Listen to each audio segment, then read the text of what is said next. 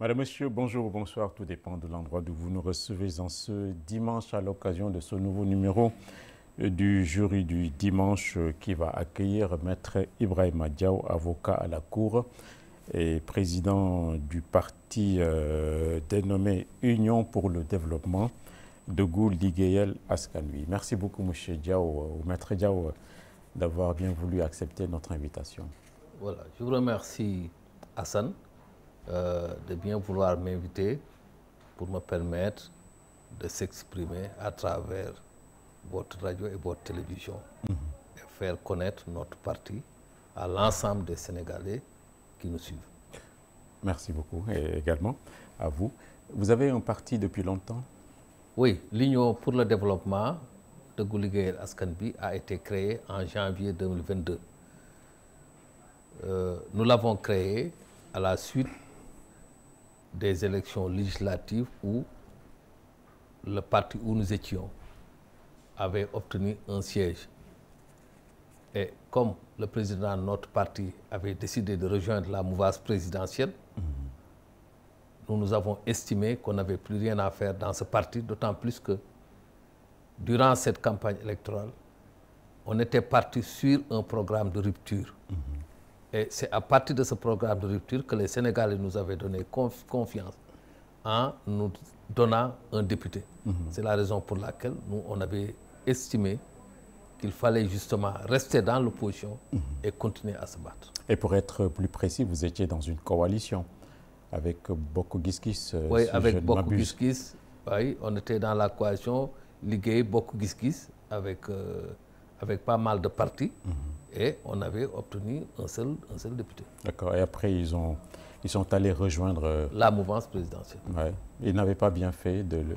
Oui, nous avons estimé que nous, on était de l'opposition et qu'on était obligés et ancrés de rester dans l'opposition. C'est la raison pour laquelle nous, qui composions l'essentiel du parti, je rappelle que j'étais le directeur des structures de Bokk Gis Gis, nous avons estimé effectivement qu'il fallait justement aller de l'autre côté, rester dans l'opposition et continuer à nous battre. Mais c'était une attitude de responsabilité de la part de Pape Diop, parce que d'après ses explications à l'époque, il ne voulait pas créer de l'instabilité dans le pays.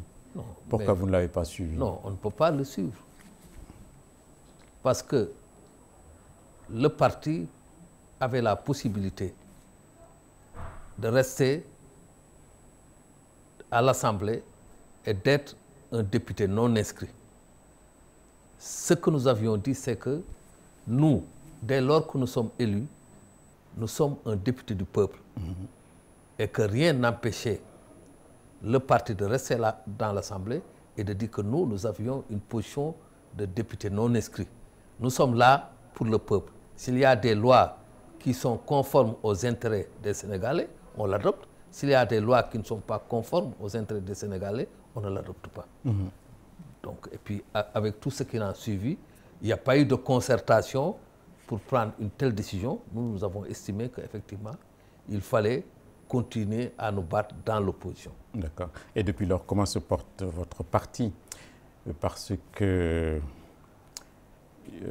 on a comme l'impression qu'il est un peu anonyme oui, dans cette grande confusion. Oui, effectivement. Vous savez, la création et la massification d'un parti politique, ça demande beaucoup d'énergie. Nous, depuis 2022, on est en train de structurer le parti, de l'installer au niveau national et au niveau de la diaspora. Donc ce parti, aujourd'hui, a presque, dans tous les 46 départements du Sénégal, des représentants. Nous avons aussi une bonne partie des militants de notre formation qui se trouvent à l'étranger et qui jouent un rôle extrêmement important dans la diaspora. Donc nous sommes en train de faire petit à petit, et comme on le dit, c'est petit à petit que l'oiseau fait son nid. Nous sommes en train, en tout cas, nous reconnaissons effectivement qu'on n'est pas bien connu du peuple sénégalais. C'est la raison pour laquelle aussi nous avons dégagé, nous avons réfléchi sur un programme de communication pour permettre aux Sénégalais de connaître notre parti. D'accord. Au milieu de toute cette confusion, je disais tout à l'heure, qu'est-ce qui peut bien amener un Sénégalais ou une Sénégalaise à constituer un parti politique? Quelles sont vos motivations? Oui, tu sais, la motivation d'un parti politique, c'est de chercher à améliorer les conditions de vie de ses concitoyens. Souvent, les gens disent que oui, un parti politique, ça concourt au suffrage universel pour gagner. D'accord, ça c'est les conditions classiques. Mais l'objectif et la motivation d'un parti politique, c'est justement de chercher à améliorer les conditions de vie de ces populations. Si aujourd'hui notre parti arriverait à aller au pouvoir, ce qui nous incombe et ce que nous devons faire, c'est justement chercher de travailler pour les jeunes, les vieux, pour que justement que ces gens-là sentent effectivement que les gens qui sont devant nous, quand même, ont un programme qui puisse aujourd'hui développer le pays. D'accord. Améliorer les conditions de vie des Sénégalais. Oui. Ce n'est pas de la démagogie. Non. C'est ce que tous les partis disent, et une fois qu'ils conquièrent le pouvoir, ils ne font absolument rien. Vous aussi, vous êtes dans cette démagogie-là? Non, c'est pas de la démagogie. Vous savez, nous, c'est pas aujourd'hui qu'on a commencé à faire de la politique. Nous avons commencé à faire de la politique quand nous étions au lycée. Nous avons fait le mouvement étudiant. Et depuis lors, nous sommes en train de travailler. On a une obligation, nous estimons qu'en tant qu'intellectuels, en tant que Sénégalais, nous avons une obligation de participer à la vie politique de ce pays. Nous le faisons parce que nous estimons qu'il faut aider les travailleurs de ce pays en créant des conditions qui leur permettent de vivre décemment. Ouais. Il faut travailler pour rompre les inégalités. De ce fait, si on travaille à rompre les inégalités, il y aura une répartition équitable des ressources. Il y aura un accès à tous les Sénégalais, un accès à la santé, à l'éducation. Donc nous estimons que peut-être ce langage, les gens disent que quand on dit que nous voulons aider les Sénégalais, c'est de la démocratie. En tout cas, nous, au niveau de l'Union pour le développement, ce que nous croyons, et nous le faisons sans tambour ni battant, nous le faisons doucement, parce que nous aussi, nous estimons que nous sommes un parti responsable et que ce parti, dans sa démarche, dans ses déclarations, nous faisons beaucoup attention. C'est ce que nous disons, parce que demain, on ne veut pas que les Sénégalais nous disent que, comme vous semblez le dire, vous faites de la démagogie quand vous semblez dire que vous aidez les Sénégalais. D'accord, très bien. Il n'y a pas d'élection à l'horizon, mais on peut vous demander quels sont vos objectifs en termes de conquête du pouvoir. Objectif... Vous voulez gérer le pays plus tard? Oui, mais nous l'avons dit, parce que nous avons dit qu'il faut développer ce pays. Et pour développer ce pays, il faut créer des conditions qui puissent favoriser les ressources humaines et naturelles. Il faut développer des secteurs comme l'énergie, l'agriculture. Et ça, notre parti a un programme. Nous estimons, au-delà d'un programme de souveraineté, parce que nous estimons tout ce que nous faisons, nous allons faire valoir justement les intérêts de notre pays. Mais notre parti aussi a estimé que pour développer l'industrie, l'énergie, la santé, il faut aussi favoriser de façon équitable l'investissement étranger pour développer ces secteurs. C'est la raison pour laquelle aussi nous l'avons aussi à travers d'autres secteurs pour le faire. Même sur le plan de la politique, nous avons dit qu'il faut mettre sur pied une politique de transparence, d'intégrité et de comportement citoyen. C'est ce qui va permettre justement aux Sénégalais d'œuvrer ensemble pour trouver des solutions. Parfait. Et quelle est votre idéologie, si on peut parler d'idéologie? Est-ce que vous êtes socialiste, vous êtes des libéraux, vous êtes des nationalistes, des souverainistes? Ou est-ce qu'on peut vous classer? Moi, je dirais que, tu sais, maintenant, nous, je peux dire que notre parti, nous sommes des souverainistes. Parce que nous estimons que tout ce que nous devons faire, si on peut le faire à partir de nos propres ressources, on va le faire. Même si aujourd'hui, on ferait appel à des ressources étrangères, nous ferons tout pour que puisse servir notre pays. C'est la raison pour laquelle moi, cette dichotomie qu'on instaure, est-ce que vous êtes socialiste ou autre, je pense qu'avec l'évolution du monde, on ne parle plus de socialistes, libéraux, etc. Je pense qu'aujourd'hui, le monde est tel que les gens sont obligés d'avoir des relations. Et justement, dans ce Conseil des Nations, il faut jouer sa partition. Sa partition, c'est justement tuer des relations d'égal à égal et aussi arriver à bénéficier de l'apport de l'expérience des autres pays. Parfait. Donc vous êtes souverainiste. Vous ne devez pas être loin de ceux qui sont en place parce qu'ils s'en réclament. Oui, tu sais, moi, peut-être ils s'en réclament.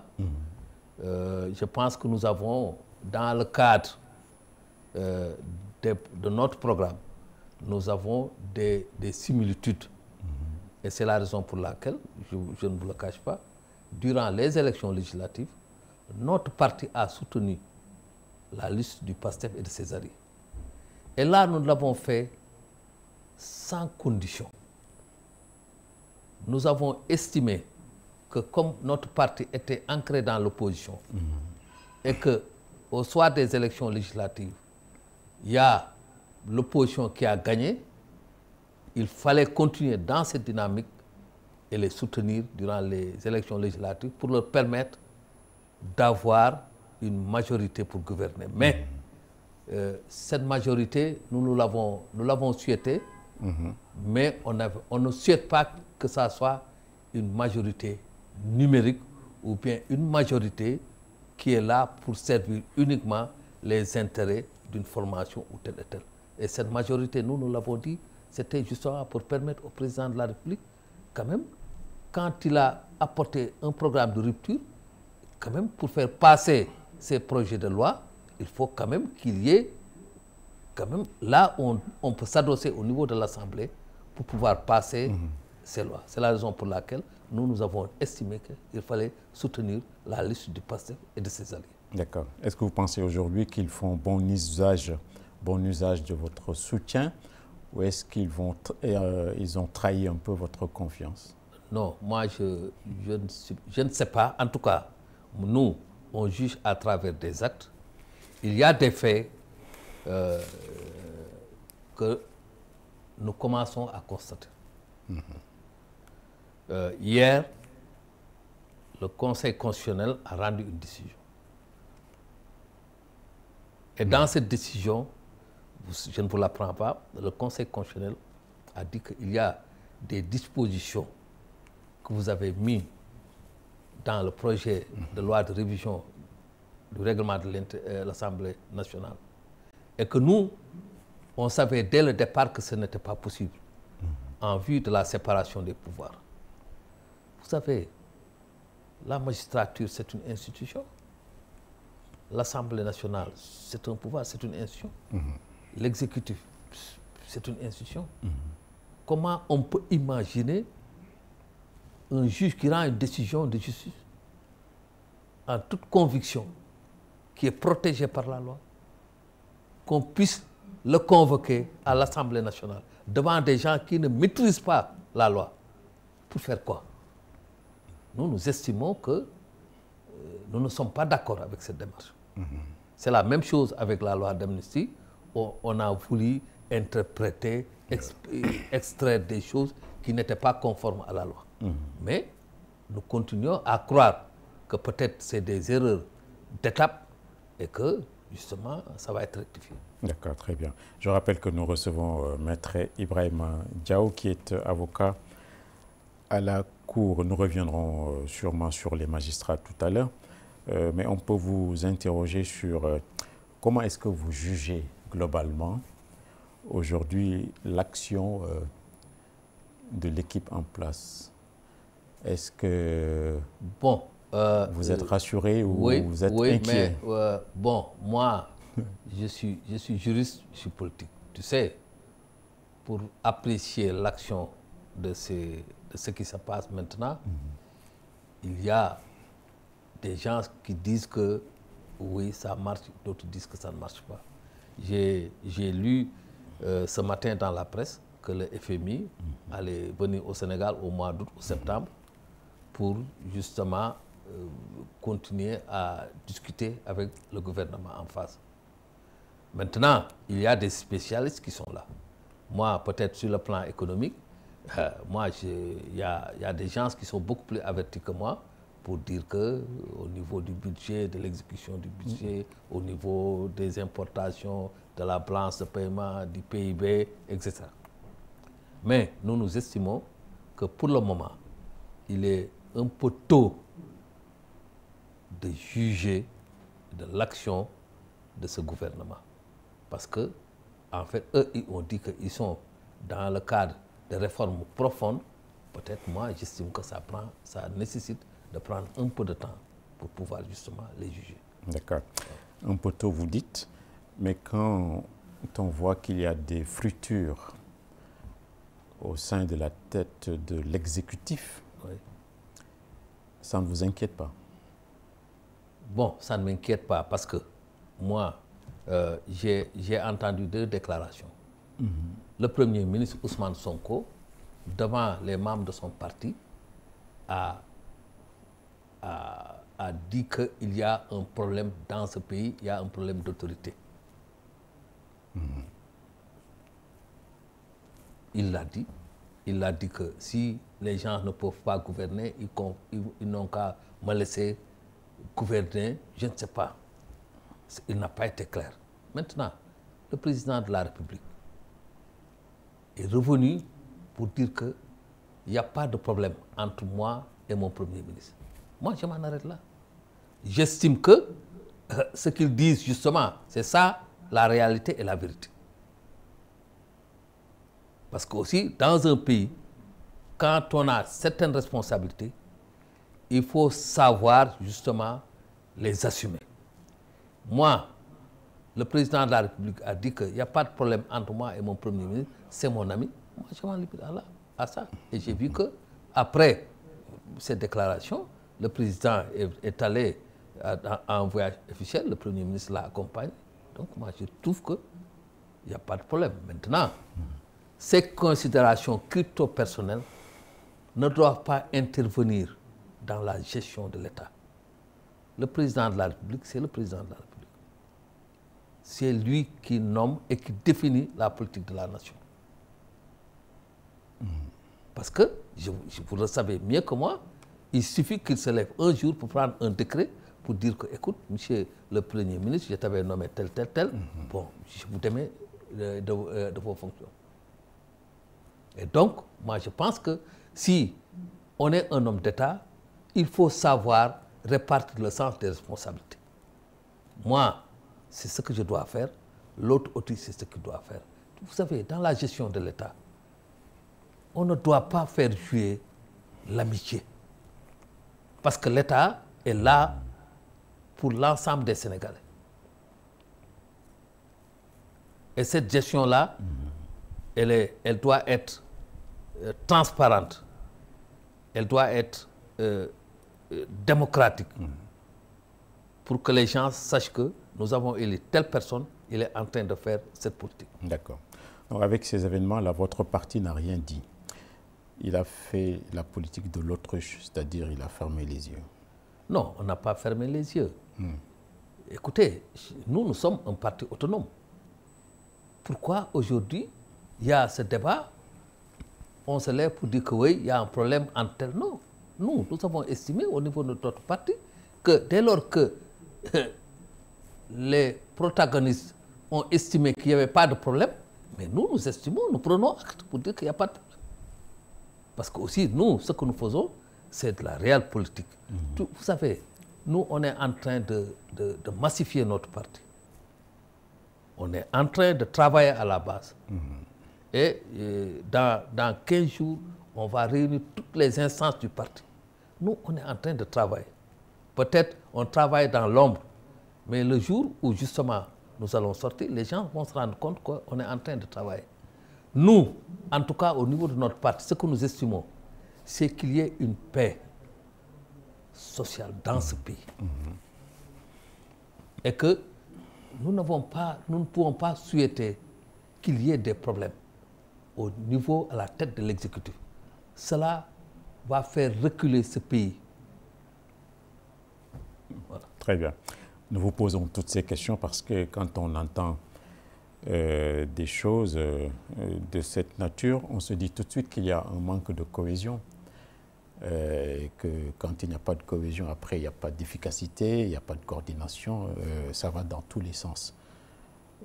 Malgré tout ça, vous n'êtes pas inquiet non, bien... je ne suis pas inquiet. Vous savez, moi... Vous êtes serein. Moi, je suis serein. Vous savez, moi, je vais répondre, je vais dire. Vous avez dans ce pays, au lendemain des élections, on a élu Bassirou Diomaye Faye. Les Sénégalais, le lundi, sont allés travailler. À la fin du mois, ils ont perçu leur salaire. Les forces de défense et de sécurité continuent à faire leur travail. Il n'y a pas de problème dans ce pays. Maintenant, nous attendons ces ruptures qui sont annoncées, qu'on le fasse. Nous, on n'est pas liés avec ces gens qui sont au pouvoir. Nous les avons soutenus de façon républicaine parce que nous estimons que nous sommes dans ce pays et que pour la stabilité sociale, il fallait leur permettre justement de s'installer et de gouverner. Notre parti n'a pas à ce jour demandé quoi que ce soit. Nous estimons que nous préparons les échéances futures et que ce que nous devons faire en son temps, nous l'avons fait.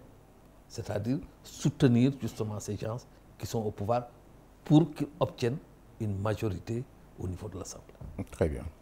Le gouvernement en place, beaucoup disent qu'il manque de souffle.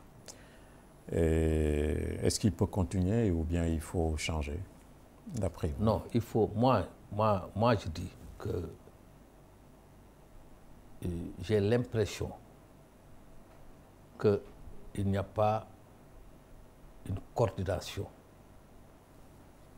au niveau du gouvernement et que j'ai l'impression que chaque ministre vient avec son programme. J'ai entendu le ministre de l'Agriculture.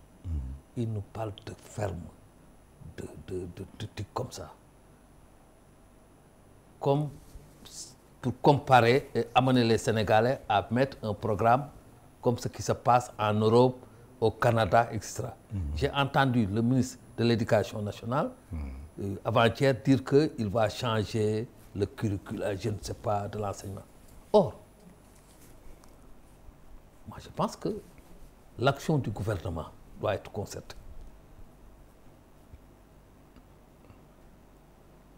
On ne peut pas aujourd'hui, chaque ministre vient avec son programme. On dirait qu'il manque de coordination. Ce que j'ai constaté. Et par rapport à ce qu'on nous a dit, Sénégal Vision 2050, quand j'entends justement des gens dire que oui, je vais changer le système éducatif, etc. Et je n'ai pas entendu qu'on ait parlé pour impliquer les acteurs. Parce que moi, je pense que quand on veut changer le système éducatif dans ce pays, il faut parler avec les enseignants. Très bien. Vous parlez de manque de coordination. Oui. Qui coordonne l'action du gouvernement? Ce n'est pas le Premier ministre. C'est lui, non? Oui. Est-ce que vous pensez qu'on a un Premier ministre qui est sûr de lui et qu'il est flamboyant à son poste? Non, vous savez, Hassan, moi je suis dans un parti politique et je ne veux pas faire du subjectivisme totalisant. Parce que, est-ce qu'il coordonne? Parce que moi, je n'assiste pas au Conseil des ministres. Quand il y a Conseil des ministres, il y a le ministre Sarré qui dit que le Conseil des ministres s'est réuni et tel, voici les mesures individuelles. Moi, je peux faire que juger à travers ce que j'entends. Quand je parle de manque de coordination, en tout cas, j'ai donné des exemples. J'ai dit que le ministre de l'Agriculture, ce qu'il dit, c'est pas tout. Nous, on a une idée. Nous, on a dit, dans le cadre justement de l'agriculture, du développement des mines, de la santé, de l'éducation, nous avons dit qu'il faut favoriser l'investissement étranger pour les mettre dans ces secteurs et les développer. Parce que moi, je suis fils de paysan. Quand tu vas dire aux cultivateurs de Nioro de faire de grandes fermes, mais ça demande de l'argent. Où ils font prendre cet argent? Très bien. Voilà. En vous entendant parler, on sent bien que vous n'êtes pas un opposant farouche. Est-ce que vous êtes un proche du pouvoir? Non, je ne suis pas. Moi. Où est-ce que vous vous situez? Moi, je ne suis pas proche du pouvoir. Non. Moi, je ne me pose pas cette question. Nous, ce qui est important, c'est qu'aujourd'hui, dans ce pays, que les Sénégalais puissent vivre décemment et normalement. Vous êtes un opposant, oui ou non? Je ne suis pas un opposant. Je ne peux pas. Je ne suis pas un opposant. Un opposant, c'est quelqu'un qui est contre les gens qui sont au pouvoir. Mais on est là, en tout cas, on garde notre liberté d'appréciation et de démarche. Nous, on était opposants avant les élections présidentielles parce qu'on était justement du camp de l'opposition. On ne peut pas se battre pour faire gagner des gens. On est au pouvoir, on est opposant. Maintenant, rien ne dit que demain, si globalement, avec les techniciens de notre parti, avec les experts, avec tout ce qui se passe, on voit que dans tel secteur, ou bien cette politique qui a été menée pendant 5 ans ne peut pas satisfaire totalement les besoins des Sénégalais, le parti prendra ses responsabilités. D'accord. J'en arrive à la conclusion que vous ne savez pas où mettre les pieds, vous ne savez pas où vous situer. Non, on se situe. Vous m'avez dit que est-ce que je suis opposant? Je vous ai dit que je ne suis pas opposant. Non plus, vous n'êtes pas un partisan du pouvoir. Mais si, moi... Vous êtes proche du pouvoir, mais voilà, mais nous souhaitons que ce pouvoir réussisse. Mais qui ne souhaite pas ça? Parce que ça, c'est une réponse bateau. Vous êtes un proche du pouvoir. Non, je ne suis pas. Je vous ai dit que je ne suis pas proche du pouvoir. Parce que moi, je ne suis pas... Dans notre parti, on n'est pas proche du pouvoir. En tout cas, on était de l'opposition avant les élections. L'opposition a gagné. Nous, on a retrouvé notre liberté. Est-ce qu'il devrait s'ouvrir davantage? Bon, ça dépend. De quoi? Parce que même... Non, ça dépend de leur attitude. Je vous donne un exemple. Durant le dialogue national, nous, notre parti n'était pas parti. Nous n'avons pas participé à ce dialogue. Parce qu'on a estimé que ce dialogue, c'était pas l'heure de dialoguer. Ah bon? Des élections sont intervenues. Il y a quelqu'un qui a gagné avec une majorité confortable. Dialoguer sur quoi? Est-ce que quelque chose est ressorti de ces dialogues? Et l'histoire nous donne raison. Moi, je pense qu'il faut savoir prendre ses responsabilités. En tout cas, dans ce pays, il y a un parti ou bien une coalition qui a gagné et qui gouverne. Nous estimons que nous n'avons pas le droit de les critiquer ou bien de les critiquer sur des faits que nous ne maîtrisons pas. Mais je vous dis que nous, en tout cas, l'Union pour le développement garde son autonomie de fonctionnement et d'appréciation. D'accord, très bien. Vous n'êtes pas allé au dialogue, mais le dialogue, Maître Diao, vaut mieux que les diatribes quand même. Est-ce que vous seriez prêt à collaborer ou à faire de l'entrisme aujourd'hui? Non, mais, mais ça, je vous ai dit tout à l'heure que moi, en tout cas au niveau de notre parti, on est un peu différent des formations classiques. Pour faire partie, il faut que les instances du parti en discutent. Moi, je vous dis que je suis le président, mais je vous dis que je n'ai pas le droit de prendre des décisions. Et aujourd'hui, ça, on n'en a jamais discuté au sein de notre parti.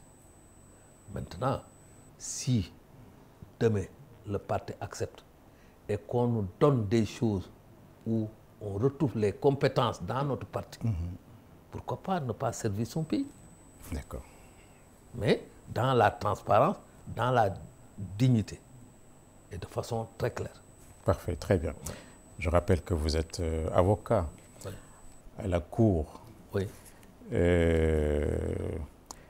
Avocat, une profession libérale. Oui. Est-ce que les avocats sont bien appréciés des Sénégalais globalement ou est-ce qu'ils sont un peu également des mal aimés? Oui, mais moi je dis que les avocats sont très bien appréciés. Mais si ce n'était pas les avocats, mais Diomaye ne serait pas président de la République. Regardez comment les avocats se sont battus. Vous vous souvenez de cette image où Ciré Clédor Ly a été empoigné devant la direction de la police? De l'image où je vois mon confrère Youssoupha Camara, on lui a jeté des bombes lacrymogènes. Les avocats ont passé 15 jours à Ziguinchor. Toutes les requêtes qui ont été déposées, formulées, ont été faites par les avocats. Les avocats du pouvoir. Vous n'en faites pas partie? Non, moi je ne fais pas cette dichotomie. Les avocats du pouvoir, non. Moi je parle d'avocats de l'État.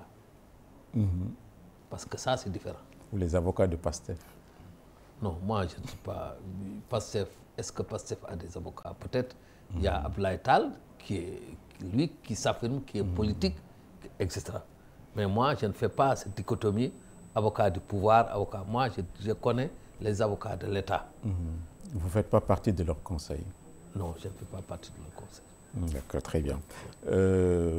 Comment reconnaît-on un bon avocat? Mais vous savez, moi, je le dis toujours, peut-être c'est mon point de vue, il n'y a pas un bon avocat, je ne sais pas qu'est-ce qu'on appelle un bon avocat. Au niveau du barreau, moi, personnellement, j'apprécie beaucoup d'avocats qui sont dans leur cabinet et qui travaillent dans l'ombre. Parce que ce que les Sénégalais doivent savoir, c'est que la justice, ce n'est pas seulement ces procès politiques. La justice, c'est plutôt les affaires civiles et commerciales. Et chaque jour, les juridictions rendent ces décisions. Et il y a d'éminents avocats qui maîtrisent l'OHADA, qui maîtrisent les textes et qui travaillent. Et que vous ne les entendez pas. D'accord. Il y a ce qu'on appelle... Vous avez un bon, un mauvais avocat, ça n'existe pas. Vous savez pourquoi? Pourquoi nous portons tous la robe noire? C'est pour éviter les différences. Nous portons tous les robes noires avec les rabats. Ouais. C'est pour éviter cette différence, un bon et un mauvais avocat. Un avocat, il est là, c'est là pour défendre la justice, pour défendre les citoyens. D'accord. Un bon avocat, c'est un avocat qui a des dossiers et qui les défend avec succès. Est-ce que vous gagnez vos procès? Est-ce que vos dossiers... Oui, mais on gagne des procès comme on perd des procès. Voilà. On gagne des procès comme on perd des procès. Chaque jour, on ne peut pas gagner tous les procès. Vous savez, M. Hassan, je vous donne un exemple. En matière commerciale, quelqu'un il vient à mon cabinet et il me dit que maître, j'ai reçu une assignation en paiement. Je regarde, il a une reconnaissance de tête qu'il a signée. Mais ce procès, on ne peut pas le gagner. Ce qu'on fait, c'est essayer quand même de trouver un moratoire pour qu'il se paye honorablement. D'accord, très bien. C'est comme ça que marchent les cabinets d'avocats. Pourquoi vous n'êtes pas un avocat médiatique? Vous avez des dossiers retentissants? Oui, mais non, mais moi je n'aime pas traiter mes dossiers à travers les médias. D'accord, très bien. Il y en a qui le font, mais moi, je n'aime pas traiter. Parce que aussi, d'ailleurs, c'est interdit par l'ordre. Pour traiter des dossiers, ou bien même pour parler devant les médias, il faut l'autorisation du bâtonnier. Et moi, j'estime que quand on veut traiter un dossier, on le traite au niveau du tribunal, par des conclusions. On le traite en allant devant le juge en plaidant, en lui disant, voici ce que dit la loi. Voilà. C'est la saison de la reddition des comptes. Oui. C'est une saison prolifique pour vous, les avocats. Est-ce que vous êtes impliqué dans ces... Prolifique, c'est quoi? Prolifique, les honoraires, ça vient comme... Mais Hassan, vous savez, les avocats, c'est des hommes de principe. C'est des gens vous avez des clients dans cette reddition des comptes? Non. Je ne sais pas qu'est-ce qu'on appelle reddition des comptes. Les gens là, ils parlent reddition des comptes, c'est quoi? Reddition des comptes. Oui. Écoutez, les gens, ils parlent reddition des comptes. Vous n'avez pas vu les ex-responsables qu'on traîne devant la justice parce qu'ils auraient diverti un peu des deniers publics? Vous n'avez pas vu ça? Non. Enfin, tu sais, moi, ce que j'entends par reddition des comptes, c'est quand il y a deux personnes qui sont là et qui sont opposées parce qu'il y a eu des relations qui permettent de dire que il y a des relations commerciales qui se sont passées entre eux. À un certain moment, il faut s'arrêter et faire la reddition des comptes. Maintenant, aujourd'hui, moi, je vois qu'il y a des gens qui sont arrêtés et qui sont mis sous mandat de dépôt. Moi, ce qui m'intéresse, c'est la vérité judiciaire. D'accord. C'est la vérité judiciaire qui m'intéresse. Et je suis un adepte et je respecte le principe de la présomption d'innocence. Tant que ces gens-là n'ont pas été jugés et condamnés, moi, je ne peux pas dire qu'ils sont coupables. C'est ma limite là. Maintenant, la justice est devant nous. Attendons. D'accord, très bien. Ils iront en audience. Très bien. Je ne sais pas si je vous ai posé cette question, mais on entend beaucoup parler de ténors du barreau. Qui sont-ils? Est-ce que vous en faites partie? Non, tu sais, moi, je ne suis pas... En tout cas, ça fait 35 ans que je suis au niveau du barreau. Les gens me connaissent, mais je ne veux même pas qu'on m'appelle ténor du barreau. Parce que moi, je dis que tous les avocats exercent honorablement leur métier. Maintenant, un ténor, je ne sais pas. Les avocats, ils travaillent. En tout cas, moi, je ne voudrais pas qu'on m'appelle Maître Diaw ténor du barreau. Je fais mon travail, je le fais honnêtement. J'ai de bons rapports avec tous les avocats, mais aussi j'ai de bons rapports avec tous les magistrats. Ce que je vous dis, c'est que un avocat, il doit être honnête, il doit être juste, il doit défendre honnêtement son client. Et j'espère que ça, je le fais. D'accord, très bien. Tout à l'heure, on en parlait, on voit souvent des avocats d'un seul camp ne défendre que la mouvance présidentielle et de l'autre des avocats qui ne défendraient que l'opposition. Oui. Est-ce que ça vous gêne ou ce n'est pas défendu par l'ordre des avocats? Il n'y a pas de problème. Il n'y a pas de problème. Tu sais, ça c'est normal qu'il y ait des avocats qui défendent la mouvance présidentielle et des avocats qui défendent les gens de l'opposition. Ça, c'est tout à fait normal. Il n'y a pas de problème. Moi, je dis que chacun a droit à un défenseur. C'est un principe fondamental.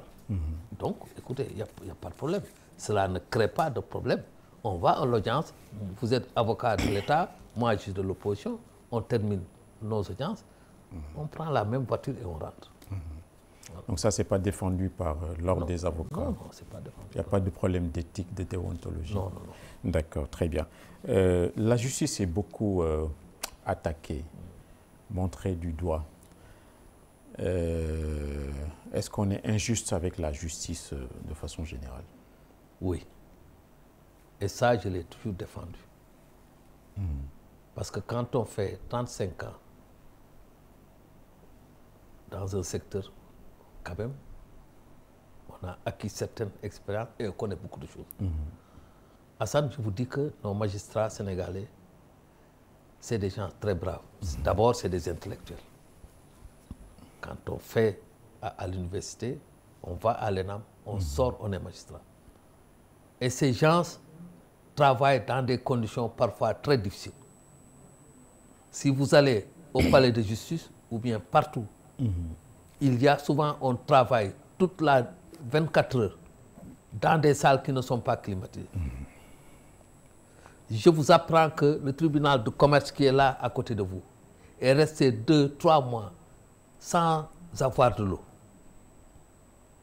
Et les magistrats ont continué à travailler. Pourquoi aujourd'hui on crie sur la magistrature? Et si vous le voyez, chaque jour, on rend des décisions de justice sur le plan civil et commercial. Si on parle des magistrats, c'est uniquement à l'occasion des procès politiques. Et vous savez ce qui se passe. Mais les gens ils croient que justement, la magistrature est là pour faire les beaux yeux aux politiciens. D'accord. Donc celui qui dit que le problème du Sénégal, c'est la justice, il est passé à côté de la plaque. Non, ce n'est pas la justice. Le problème du Sénégal, ce n'est pas la justice. Les magistrats, ils font leur travail correctement. Et d'ailleurs, s'ils vont suivre cette émission, ils vont s'étonner parce que moi, on dit que souvent, Maître Diaw, il est difficile parce que moi, je respecte les principes qui gouvernent le fonctionnement de la justice. Mais je m'opposerai toujours et je n'accepterai pas qu'on critique ces gens que je connais très bien et qui sont même parmi les plus honnêtes de la société sénégalaise. Justement, les avocats et les magistrats, est-ce que ce sont des personnes qui s'apprécient? Mais bien sûr, c'est des promotionnaires. Moi, je vous dis que j'ai partagé la même classe avec le premier président de la Cour d'appel, la même maison. Pourquoi pas ne pas être des amis? Il a été président de chambre ici. J'ai plaidé devant lui. Je ne suis jamais allé à son bureau pour lui dire quoi que ce soit. Et on a de très bons rapports. Je suis un promotionnaire du ministre de la Justice. On a fait la même classe. Mais il fait son travail, j'ai fait mon travail. Quand il était procureur de la République ici, je ne suis jamais allé lui demander une faveur. Parce que je sais que c'est un gars honnête, très juste. Moi aussi, je ne voudrais pas lui faire demander d'un service qu'il ne peut pas régler. Donc, nous entretenons de très bons rapports. En tout cas, moi, j'entretiens de très bons rapports avec les magistrats, qui entretiennent aussi de bons rapports avec moi. D'accord, très bien. Oui. Le ministre de la Justice, vous êtes des promotionnaires. Oui. D'accord. Il est à l'aise à son poste, d'après vous? Ah, il faut lui demander ça. Oui, c'est ça, oui. Parce que moi, parce que moi, je ne sais pas. Vous savez, il est à l'aise, je ne sais pas. D'accord, il vaut mieux s'adresser à Dieu qu'à ses saints. Voilà. D'accord. Je lui dirais que Hassan m'a posé une question et il demande est-ce que vous êtes à l'aise. D'accord, très bien. Très bien. On peut parler de la grève des greffiers. Est-ce que le système est paralysé? Quelles sont les conséquences de cette grève? Moi, c'est l'occasion de lancer un cri d'alarme. Parce que quand même, je pense que la grève a commencé depuis le 18 juin. Et depuis le 18 juin, on n'a pas rendu de décision civile et commerciale. On n'a pas déposé des requêtes aux fins de divorce, des requêtes aux fins de des requêtes. Parce que les greffiers c'est le maillon important de la justice.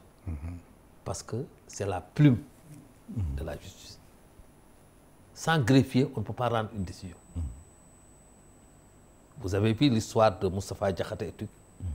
Parce que c'est des greffiers ad hoc. Mais si on rend une décision, qu'il n'y a pas un greffier assermenté qui est là, mais cette décision ne sera pas écrite. Mais les réquisitions là qui ont été ordonnées, qu'est-ce qu'il en est? Oui, mais ça, c'est dans le cadre, c'est la loi qui prévoit que quand il y a un mouvement de grève, l'État peut réquisitionner des gens pour faire exercer le service minimum. Mais ces réquisitions doivent être motivées et limitées dans le temps. Parce que si on ne motive pas une réquisition et si on ne limite pas, on va à l'encontre du droit de grève. Il y a des pays où ce droit de réquisition de l'État n'existe pas, c'est enlevé. Dans les conventions internationales, on a dit que si des gens vont en grève, on ne doit pas les réquisitionner pour leur dire venez travailler. Et la loi, au niveau social, protège toujours le travailleur. D'accord. Mais ces réquisitions, conformément à la loi sénégalaise, elles sont normales. On choisit des personnes, on leur dit que vous, il y a la grève, mais vous et vous et vous, vous ne pouvez pas. Parce que le service, il doit y avoir un minimum de fonctionnalité. D'accord. Donc vous, en tant qu'avocat, vous dites que cette grève a des répercussions considérables. Mais ça a des répercussions. Ça a des répercussions. Et je dis que c'est extrêmement grave si on ne trouve pas de solution. C'est la raison pour laquelle moi, j'en appelle à l'État et au syndicat des travailleurs de la justice de trouver une solution. Parce qu'actuellement, les gens sont bloqués. Je ne sais Quelle pas. solution, par exemple? Ah, mais je ne sais pas. Actuellement, la question qui est posée, c'est qu'il y a un problème de reclassement de B1 à A2. Il y a aussi le problème des intermédiaires de grève. Maintenant, il y avait un protocole qui a été signé. Tout le problème qui se pose, c'est qu'il y a des juristes qui sont au niveau du ministère de la fonction publique qui disent que ce protocole n'est pas conforme à la loi parce que ça permet, je ne sais pas, etc. En tout cas, il y a un problème d'application de ce protocole. Mais les gens doivent s'asseoir autour d'une table et discuter. D'accord. Et aujourd'hui, entre nous, encore une fois, j'en appelle vraiment aux acteurs quand même de discuter. Parce que j'ai même un neveu qui est à la maison qui voulait un certificat de nationalité pour faire un recrutement dans l'armée. Il n'a pas pu obtenir ce papier. Voilà. Très bien. Vous, en tant qu'avocat, avec tous les dossiers qu'on vous confie, qu'est-ce que vous dites de la société sénégalaise? Est-ce qu'elle est conflictuelle? Est-ce qu'elle va bien? Parce que ça peut être un baromètre. Plus il y a de judiciarisation, moins ça va socialement. Est-ce que vous pouvez apporter une sorte de témoignage? Est-ce que notre société est malade ou pas? Non, ça, je ne dis pas qu'on a une société malade. Ça dit que plutôt, il faut voir est-ce que la mentalité sénégalaise est contentieuse. Et ça commence à se développer. Parce qu'il y a le principe qui dit que nul n'a le droit de se faire justice soi-même. Maintenant, vous voyez que s'il y a vous-même, dans votre émission, vous avez dit que quand vous allez au palais, le matin, vous trouvez beaucoup de gens. Mais parce que les Sénégalais commencent à comprendre qu'il y a une justice. S'il n'y avait pas une justice qui fonctionnait, les gens n'allaient pas déposer des plaintes. Les gens, les Sénégalais, ont commencé à comprendre qu'effectivement, dans ce pays, pour exercer ses droits, ou bien si ses droits sont menacés, ou bien si on est agressé, ou bien si on vous a fait du tort, il faut aller au niveau de la justice pour obtenir réparation. Donc moi je dis qu'il y a un développement qui se fait. Maintenant, on ne peut pas obtenir le maximum. La mentalité des Sénégalaises n'est pas tout à fait, elle est contentieuse. Souvent, vous marchez, il y a un accident, les gens disent « ah, balme ». D'accord. Mais plus il y a de contentieux, plus ça fait vos affaires, vous, en tant qu'avocat, puisque... Oui, mais pourquoi les gens qui veulent... Les affaires marchent, oui, quoi, les honoraires... Parce que nous, on a choisi d'être avocat. Et quand on choisit d'être avocat, ce n'est pas pour chercher de l'argent. D'accord. Il n'y a pas de crise de vocation dans votre métier? Crise de vocation. Est-ce que les gens veulent toujours être avocats, les jeunes générations? Mais bien sûr. Au niveau maintenant, les jeunes qui sont au barreau, tu les vois, c'est des anciens greffiers, des anciens commissaires de police, des anciens TUC, des anciens magistrats qui viennent rejoindre le barreau parce que peut-être c'est là-bas où ils peuvent s'exprimer correctement. Je pense qu'aujourd'hui, il y a une certaine attractivité de la fonction d'avocat. D'accord, très bien. Vous faites souvent des visites au niveau des prisons. Oui. Est-ce que vous jugez aujourd'hui que les prisons sénégalaises sont des prisons bondées? Bon, ça on le dit. Tu sais, nous, quand on va visiter, il y a dans les prisons des salles d'avocats. On le sort de sa chambre et on nous l'amène à la salle d'avocat. Peut-être qu'il y a des organisations de droits de l'homme qui discutent, mais moi j'estime qu'il y a une certaine amélioration. En tout cas, de l'avis même des clients que je rencontre, qui disent que maître, vraiment, là où je suis, ça va. Parce qu'aujourd'hui, même on permet aux détenus de téléphoner à partir de la prison pour parler avec ses parents. Avant, ça n'existait pas. Maintenant, moi, je dis que ça ne doit pas être un satisfait. Il faut améliorer. Et je pense que dans les assises de la justice, des recommandations ont été données pour construire une nouvelle maison d'arrêt. Donc, moi, j'estime qu'il y a une certaine amélioration. Très bien. Avant de finir, est-ce que vous êtes rassuré ou optimiste quant à l'avenir immédiat du Sénégal? Il est sur de bons rails ou pas? Non, moi je dis que, écoutez, chacun de son côté doit prendre ses responsabilités. Je ne veux pas, moi, endosser les problèmes des autres. Mais je dis que, je ne sais pas si je vais me faire entendre, quand on a été choisi parmi beaucoup de candidats, c'est parce que les gens ont espoir en vous. Et cet espoir, on ne doit pas le décevoir par des divergences crypto-personnelles ou par des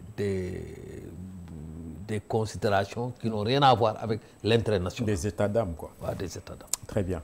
Si jamais, qu'est-ce que vous feriez pour la jeunesse si vous aviez des responsabilités, parce que la jeunesse est une priorité, c'est une urgence. Oui, il y a pas mais ça fait partie même c'est peut-être un des piliers de notre programme. Parce que nous estimons qu'il faut aider la jeunesse. Et pour aider la jeunesse, il faut leur donner une bonne éducation. Mais surtout, il faut renforcer la formation professionnelle. Si on renforce la formation professionnelle, on aura des jeunes qui auront, après des années, des outils pour pouvoir faire face à la vie. J'estime que, moi je dis que chaque matin, quand je vois des jeunes vendre des trucs, etc., moi je dis que si aujourd'hui on leur donne une bonne éducation, on leur donne une bonne formation professionnelle, on leur fait bénéficier et on doit prendre les ressources, les profits que nous tirons de nos ressources pour l'investir sur la formation des jeunes. C'est la raison pour laquelle nous estimons que quand nous serions au pouvoir, mais écoutez, nous allons privilégier cette jeunesse. D'autant plus qu'au Sénégal, on a vu que la majorité de la population, c'est des jeunes. Donc, il faut les aider. D'accord. Ouais. Sans oublier les plus âgés également, parce qu'ils font partie. Une dernière question. Oui. Qu'est-ce qui bloque le pays un peu? Ce sont les mentalités, selon vous? C'est le manque d'union sacrée un peu? Tout le monde ne tire pas dans la même direction? Quelle Oui, analyse vous faites? qu'est-ce qui bloque? Je ne sais Ou bien le pays n'est pas bloqué? Non, le pays n'est pas bloqué. Hassan, chaque jour, en tout cas, moi je vois que les gens, ils travaillent. Oui. Les fonctionnaires, du lundi au vendredi, ils vont à leur bureau. À la fin du mois, ils perçoivent le salaire. Le commerçant, il est là-bas. Maintenant, il a sa boutique. Le pays n'est pas... Je ne vois pas de quoi il est bloqué. Parce que moi, un pays bloqué, c'est un pays où l'administration ne fonctionne pas. C'est un pays où il y a des divergences, il y a des guerres, par-ci, par-là. Écoute, ce pays, il est bloqué, il n'y a pas d'importation, les gens ne tuent pas. Voilà. Très bien, Donc, très bien. Merci beaucoup, maître. Je vois que vous êtes parfaitement bienveillant, parce que la bienveillance également, ça fait partie. Il faut être bienveillant avec tout le monde. Voilà. Merci, on vous remercie. Merci Hassan. J'espère qu'on a fait une émission respectable. Merci, Ouais, merci. très bien. Merci Hassan. Merci beaucoup, Merci. maître. Et on donne rendez-vous à tous nos auditeurs et téléspectateurs la semaine prochaine. Bon dimanche.